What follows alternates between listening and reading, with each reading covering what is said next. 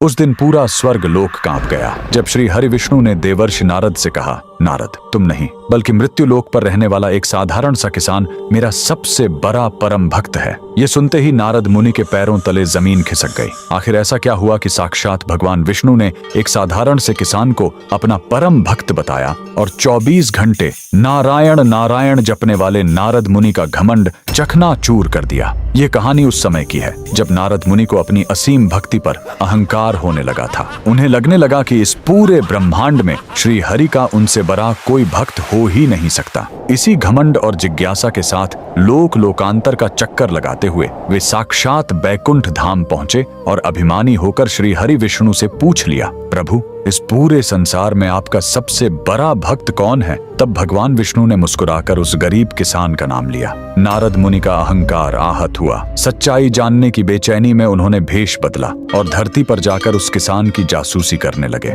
उन्होंने देखा कि वह गरीब किसान सुबह उठा, आसमान की तरफ देखकर हाथ जोड़े और कहा, राम राम प्रभु। फिर वह अपने खेत पर गया। दिन भर उसने चिलचिलाती धूप में अपने बैलों के साथ खेत की जुताई की। पसीने और मिट्टी में लथपथ होकर उसने अपना खून पसीना एक किया। शाम को थका हारा घर लौटा, रूखी सूखी रोटी खाई और सोने से पहले बस एक बार फिर आसमान की ओर देखकर कहा, प्रभु, तेरा कोटि कोटि धन्यवाद। ये देखकर नारद मुनि तुरंत श्री हरि के पास लौटे और थोड़े क्रोधित होकर बोले, प्रभु, उसने तो पूरे दिन भर में मुश्किल से 2 या 3 बार आपका नाम लिया होगा और मैं हर सांस के साथ आपका नाम जपता हूँ, फिर वो आपका परम भक्त कैसे? श्री हरि विष्णु ने उन्हें कुछ भी नहीं समझाया। उन्होंने बस सोने के एक कटोरे को तेल से लबालब भर दिया और नारद जी को देते हुए कहा, नारद, इसे लेकर पूरे ब्रह्मांड का चक्कर लगा कर आओ, लेकिन याद रहे, इस कटोरे से तेल की एक भी बूंद नीचे नहीं गिरनी चाहिए। अपने अहंकार में चूर नारद मुनि उस तेल से भरे सोने के पात्र को लेकर तुरंत ब्रह्मांड के चक्कर पर निकल गए। उनका पूरा ध्यान बस उस कटोरे पर था